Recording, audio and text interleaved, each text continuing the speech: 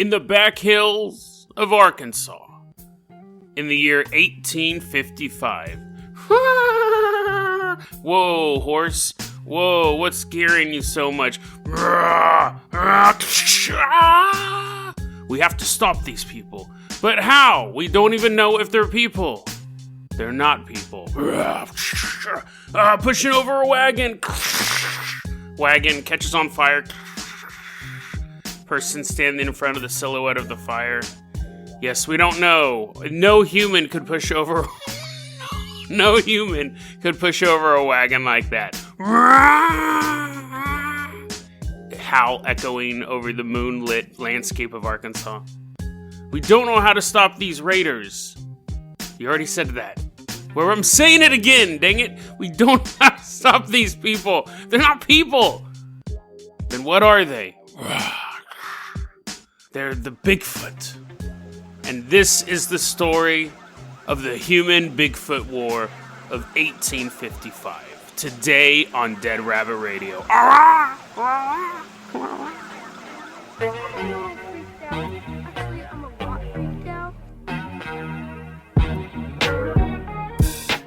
Hey everyone, welcome back to another episode of Dead Rabbit Radio. I'm your host, Jason Carpenter. I'm having a great day. I hope you guys are having a great day too.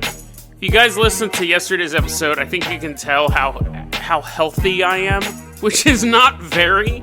The ending of that episode sounded like I was really trying not to cry at the story of Martin Guerrero. I was holding in a cough for about 15 seconds, and I was trying to say that final line so I could just finish the episode, cough, and then go to sleep. Yeah, I don't know what it is. It could be the combination of me.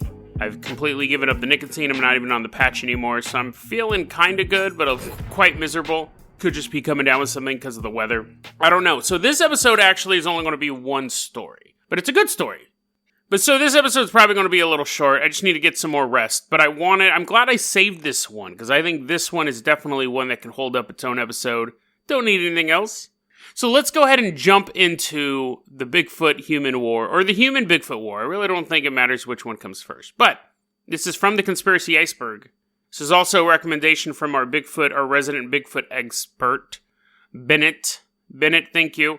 This is one that I've actually had on the docket for quite a while. I researched it probably like 6-7 months ago and just haven't reported it. And then Bennett reminded me that it existed, and I was like, oh yeah, I already have the notes on this one. So thank you, Bennett, for reminding me of work that I had previously done. Let's go ahead and jump into this. So, we're going to get on our mighty steeds. That sounds like a witch, but it's not. We're not jumping on top of old-timey witches. We're jumping on top of our horses. Getting on our mounting our horses. It's a better term. You're not just jumping up and down on them. So get on your steed, young traveler. I'll eat your children. We're like, that's not a horse. You gotta get a real one. So we're taking our horses. We're gonna ride back into time.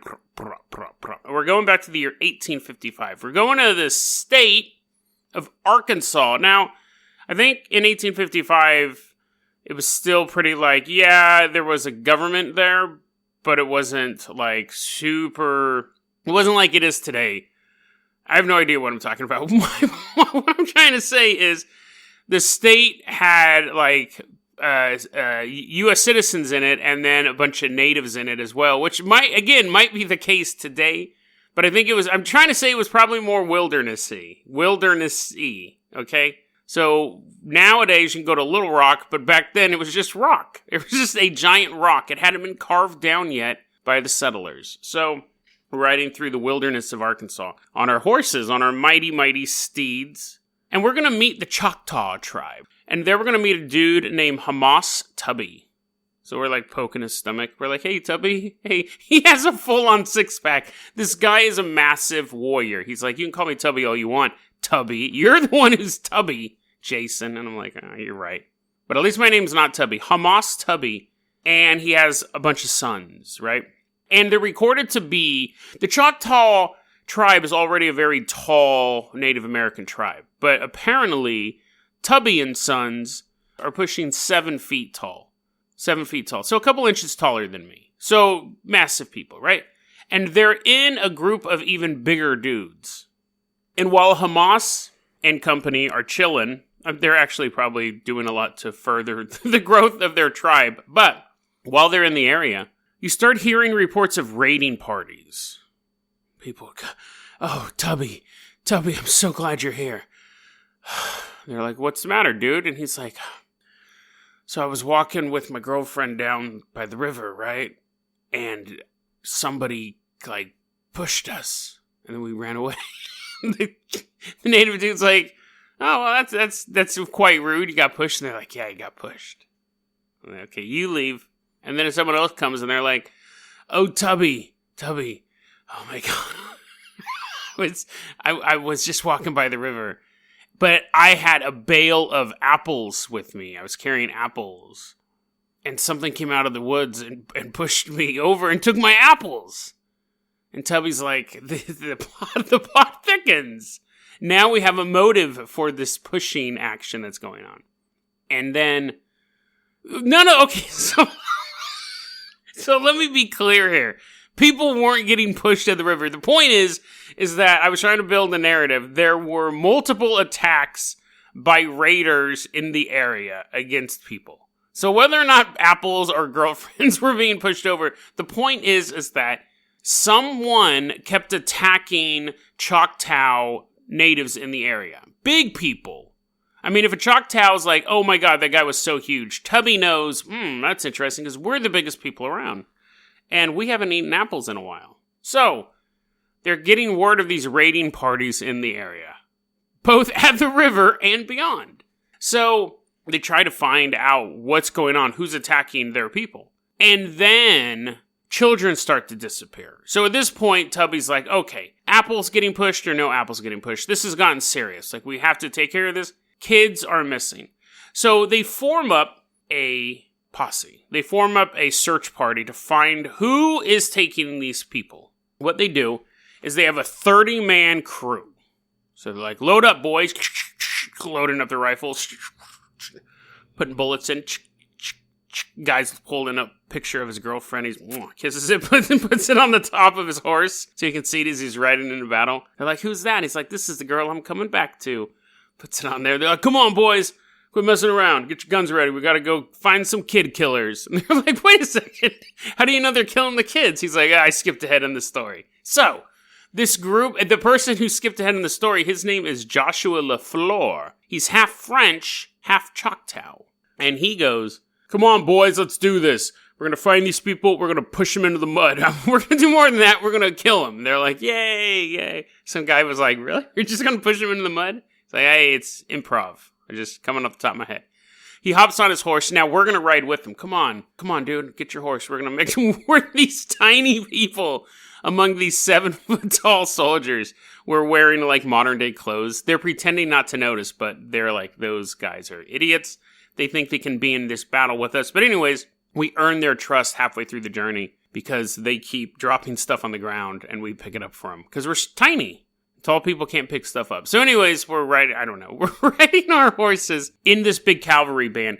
Now we're able to track these bandits down in relatively short order. It's not like the next day they're like, oh, look, but these guys are expert trackers. So we're able to get to where we're going. And it doesn't take a lot of time. And at one point, we're up in a hill, and Joshua's like, get down. All the horses are getting down. They're high. Can a horse kneel? A horse can, like, get down. Can a horse sit like a sphinx? Can a horse sit, actually? I think is a good enough question. But, like, horses seem to be... You know what's funny? And sorry to go on this segue on my episode. I'm trying to make short because I don't feel good. Horses are one of the most alien-looking creatures that I think we see on a daily basis. Like, yeah, you know, water bears look weird and, like, insects are pretty disgusting. But when you see a horse, it actually looks like some kid drew something and it came to life. It doesn't... It's a big fat... It basically has the body of a maggot, just like a big round torso, and then tiny little stick legs. And then a head shaped like an aquatic creature, or a dinosaur, and then a tail. And it's so gross. Horses are pretty, like, gross looking. They're magnificent, and they're kind of awesome to look at, but they look like big brown maggots with stick legs. Like, really... They're super, super alien looking. They don't look like they belong. Like a dog, everything looks in proportion. Cat, everything looks in proportion. Cows, even. Cows look kind of weird, too. But not as weird as a horse. Anyways. You're like, Jason, what horses are you looking at? The most magnificent muscular beast on... I don't know. They just look alien to me. I'm not saying that they're not pretty. I mean, brown maggots aren't pretty by definition, but they just look so alien to me. Anyways. We're riding these horses. The horse is looking at me as I'm delivering that monologue. The horse that I'm riding is like, dude, you're kind of a jerk. And he's trying to fight. I'm like, come on, horse. No. You're good. You're one of the good ones. Oh, okay. Thanks, Jason. So we're walking. Anyways, we come to this hill. The horses are ducking down. And Joshua LeFlore breaks out this homemade telescope. It's basically just 2 pieces of cardboard and some nerd's eyeglasses that he stole back in town. He's turning. He's like, there's a raiding party. I see the party over there. That's the raiders. They're in that little forested area. Mount up, boys. Get back on our horses. Check our rifles. Yep. According to the story, we're rocking sharp rifles. They're 50 caliber combat rifles. So putting those big old bullets in. We're about to blow up some raiders. Joshua LeFlore, let's go. We're riding down the hill now. Full charge, not just tropping. I don't know why I'm making that noise. Just all that sounds like some British dude's about to start rapping. The forest stays there. The horses crash into the forest. So the horses rush into the forest. We're on the horses. So we all rush into the forest. And the first thing we're hit with is the smell of death. Start choking and gagging. The smell's so bad. Some of the horses throw their it sounds like a witch. Throw their riders off of them. Ugh. Horses take off. The smell's that bad. Imagine if somebody who never wore deodorant died in an outhouse on a summer day, and then that outhouse farted in your mouth. That is what the smell of this area is like. That is about enough. We're starting to gag. Oddly enough, one of the guys is like, oh yes, my favorite smell in the world. He has a fetish for this, but the rest of us... Now, as we're combating this basically chemical weapon at this point, we can't stand the smell of death. We start to see these 3 figures kind of hunched over a pile of something. And while we're like, our eyes are all watery, trying to figure out what's going on, one of them stands up, and it's truly a monstrous man, if not a monster itself. 7 to 8 feet tall, seemingly covered in hair, and holding, like a chicken wing, the arm of a dead child. Taking another bite, just looking at us. And we see there's 2 other figures like him, and they're standing by a pile of all the dead children that have been missing. There'd been 9 of them. I don't know if I said how many there were. Anyways, there's been 9 of them. And they're partially decayed and being eaten or have been eaten. And it doesn't matter, because at this point we're throwing up, and the creature kind of wipes its mouth off. Now, Joshua LeFlore, he's not freaking out. He's not throwing up. He's still on his horse.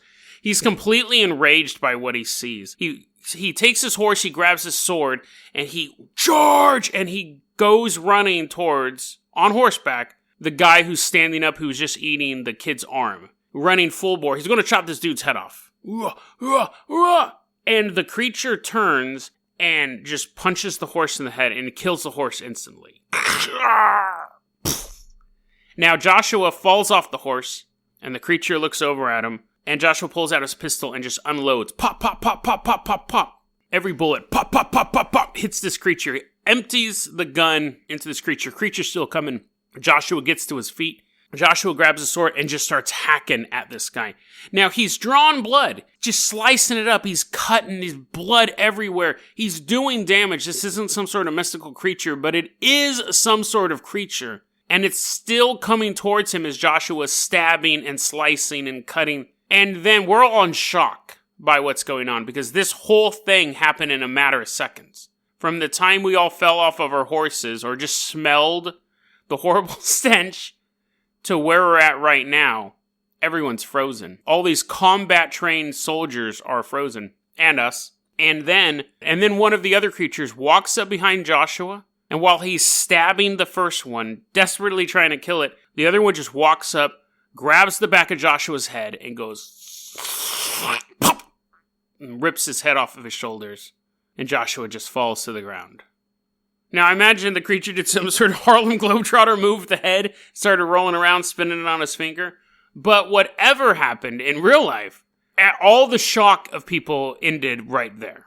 Like, seeing their leader killed made them not be in shock. Which, okay, let's take a second to go over this part real quick. That is a really, really bad team. If you are a military man and you're trying to pick your best team, can you do well under pressure? Well, it depends. If it's really smelly, I can't. But don't worry, Captain. The second you die, I'll be ready to fight again. But anyways, everyone's kind of like, whoa, what was that? I just saw a bunch of kids getting eaten. I just saw a horse get punched to death, and I saw my captain's head get ripped off. It's time to fight. Everyone opens fire with their rifles now. They're sharp 50 caliber rifles. Creatures are like getting shot.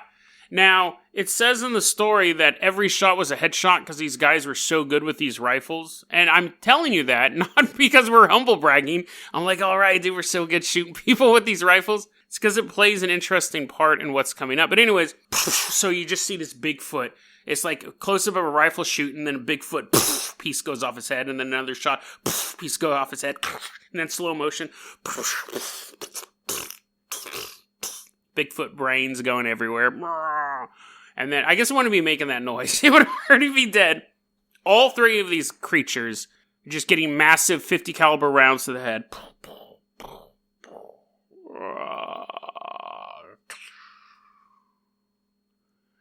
And then birds come back to the forest. Wee. They're French birds, apparently. And nature has been restored. Now, they're like, oh wait, no, sorry. Then I forgot this part. So then they think they're all dead, right? But one of the creatures doesn't get shot in the head multiple times by 50 caliber rounds. So here's the epilogue. So they're like, good thing that was done. And some guy has his back to one of the raiders. He's like, yeah, can you believe these guys are such knuckleheads? We killed them so easily. What a bunch of rumdingers. And then the creature gets up and starts running. They're like, And so this young brave jumps off of his horse and grabs his knife, and he's running through the jungle, and the creature's like, and the dude's running behind him, monsters running, and then the guy jumps up, sticks him with a knife, and just kills this monster with a knife. Now, he'd been shot up a bunch of times, so they did think he was dead. Or not, it doesn't matter. The point is that the last one was killed by a knife. So, the remaining people, all of us, basically, there was 30 people in Josh LeFlore, whatever. He died, he got his head ripped off. So we start digging graves. They make us dig the graves because we were completely useless in that fight. We dig the graves. We dig the grave for Joshua. We dig the grave to bury the children. And then we just burn the body of the raiders. We burn the bodies of these bandits / monsters because they don't deserve a proper burial. And then we ride back home. And we get home, and there's a little kid that walks up to you and be like, hey, what'd you guys see out there? Is it true? Is it true? The smell and the head getting punched off and all of that stuff. And we look down at the little boy and we go, I don't know if it's true. We're about to figure that out. Little boy. He's like, well, that doesn't make any sense. And then bam, we're back in the present day. And then we go and grab a history book and we look up and it says, 1855, a little boy asked the question of two strangers, and they didn't have an answer. That little boy decided to dedicate his life to finding answers. That little boy's name was Hawking. Stephen Hawking. So we didn't know it, but we actually inspired Stephen Hawking. Native American boy. Bet you didn't know that. Native American boy born in 1855. Anyways, the point is that we're back in the future. Let's take a look and see how much of this story is true. Now, like I said, I came across this story months and months ago. And I did all the research and I just let it sit there. And I thought, I think it's totally fake. I think it's 100% fake. So I was like, I've done a lot of stories where I just talk about it and then go, it's fake, and then move on. That's what was preventing me from talking about it. But when Bennett was like, hey, yeah, you should cover it, I was like, yeah, I'll give it another look. So let's really dig into this thing here. There's a website called sasquatchhistory.wordpress.com, which is a really good website because I always like websites that love exploring stuff, but then also know that stuff needs to be debunked. And that is what this podcast does as well. So let's take a look at what we can verify with this story. This is what the Sasquatch History website says. 1, those sharp rifles, they didn't come out in 1855. They weren't invented until 1870. So right there, we have a problem. And they were 50 caliber rifles, but the thing is like this website was saying, that Native Americans really wouldn't have access. If they had access to a 50 caliber rifle, the ammo would be quite rare for them. They wouldn't be able to be super well trained on them to land headshot after headshot after headshot. Because it was a military grade rifle with military grade weaponry, it would be harder to get than, say, like a 22 round or something like that. So, right there you go, well then it's not true because these weapons that are named in it didn't exist at the time. Even if they did, they wouldn't be plausible for them to use. Well, what's interesting is the story itself might be true, but the detail could have been added in later. So it could have originally just been they were using rifles and someone says, oh no, they'd have to have 50 caliber rifles to fight these monsters.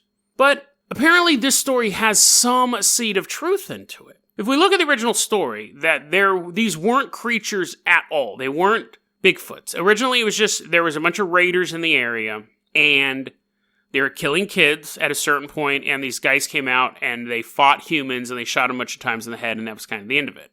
And then the humans became more than human. They became man-beasts. And then over time they became beasts or Bigfoots. So now they're fighting giant hairy people in the middle of the woods. So you have that. You have an origin of the story. You have like an evolution of the story. The area where this happened, in the Choctaw language, it's known as looking for killers. So this little grove where all this supposedly went down is known as looking for killers in Choctaw. So it's possible something went down. However, here's the real kicker. I'm getting all of those details from that website, sasquatchhistory.wordpress.com, and they could be making it up or they could be completely wrong. Because I tried looking for the Glen, I tried looking for what looking for killers means in Choctaw. I tried looking for earlier versions of the story. I couldn't find anything. The real kicker to the story of whether or not it's true is there is no such person as Joshua LeFlore. The person did not exist at that time period. I'm not saying that there's not one now. Some guy's a bookkeeper in Idaho. He's like, starts to fade away. He's like, no, I don't exist. At the time, there was no guy named Joshua LeFlore. There was a LeFlore family. They were very, very influential members of the Choctaw community. They were half French, half Choctaw. All of that stuff checks out. But there was no Captain Joshua LeFlore. That person did not exist. There was a Jackson LeFlore, but it was born after the events. So we have all these different little details that don't add up, that make you go, the story's fake. When you talk about people riding and shooting monsters in the middle of the woods, which is really what the monsters are eating children, heroes show up, shoot monsters, into story. When you're talking about a story that's fanciful, your details need to be on point. And it's funny because had they left out the name of Joshua LeFlore or the types of rifles, the story would be much harder to just flat out debunk and say it didn't happen because these details didn't happen. But I think there's a more interesting, let's assume that a version of the story happened, that it wasn't humans fighting Bigfoots, which is possible because you figure that humans fought Neanderthals for thousands of years. We had constant struggles with other species, other humanoid species on this planet. The idea of a bunch of people in the Wild Wild West shooting at Bigfoots isn't super out of the like, if you believe in that type of stuff, I mean, obviously, it's not like a scientist. It's like, you're right, Jason, that isn't out of the ordinary. In fact, it's quite plausible. Like, I'm not saying that, but if you believe in this stuff, anyways, then, but I think there's actually a more interesting question to this. I think there's actually a more interesting theory to this. So let's assume that the events themselves are true. They didn't use the rifles. Joshua LeFlore isn't in it. It's some other dude. People are getting attacked, pushed by the river. Children go missing. Search party shows up. And they see in this wilderness, a bunch of people run off, and they see 3 mighty men left behind. Tall men, seemingly covered in hair, almost supernaturally strong. And these 3 men turn and fight to the death with this band of 30 native warriors. One theory that's been put forth is that these guys were Vikings. These were a band of Vikings that had long lived in America as a separate little civilization, and this is how they lived.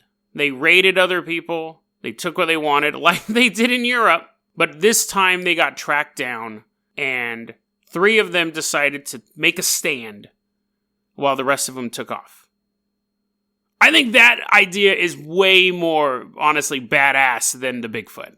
Like, yes, Bigfoot standing up getting shot in the head, but I think the idea, and I've always found this idea intriguing. I know they came out with that movie Pathfinder, which was okay, but the idea of Vikings versus like Native Americans, I find absolutely like visually stunning. I think that is such a, not for them. They're like, oh, I'm getting stabbed. And the other guys, the Vikings getting shot with arrows. It's not visually stunning for them, but you have the 2 most alpha civilizations on the planet. Like, I'd like to see ninjas fight Aztec warriors. I'd actually like to see ninjas fight knights from medieval times. I'd like to see, like, Aztec warriors fight... You could have Aztec warriors fighting Vikings. Anyways, that's not the point. The point is like... It's kind of the point. The point is that I think it's awesome when you have 2 societies fight, but not like... I don't really care about, like, Russia and Syria fighting Turkey. That's not as interesting. I want to see, like, those ancient civilizations clash in ways they never did. So to me, it's more exciting and exhilarating to think that in 1855, some dudes were running up on some Vikings that were eating children, and a human, turned around and punched a horse so hard the horse died. And then the Viking kept getting stabbed. I'm not saying the Viking's a good guy in this scenario either. Don't get it twisted. I'm not like, yay, go Vikings. He's deserved to die because he's eating children. But I just find that idea more interesting than the Bigfoot. But either way, if this story happened, something very, very dark happened. Children went missing and were eaten. A brave man died trying to seek out vengeance. And 3 men or beasts, or both, were killed in that glen. But remember, a bunch of them got away.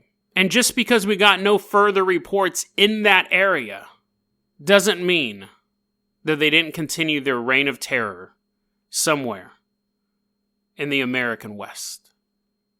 DeadRabbitRadio@gmail.com is going to be our email address. You can also hit us up at Facebook.com/DeadRabbitRadio. Twitter is @DeadRabbitRadio. Dead Rabbit Radio is the daily paranormal, conspiracy, and true crime podcast. You don't have to listen to it every day, but I'm glad you listened to it today. Have a great one, guys.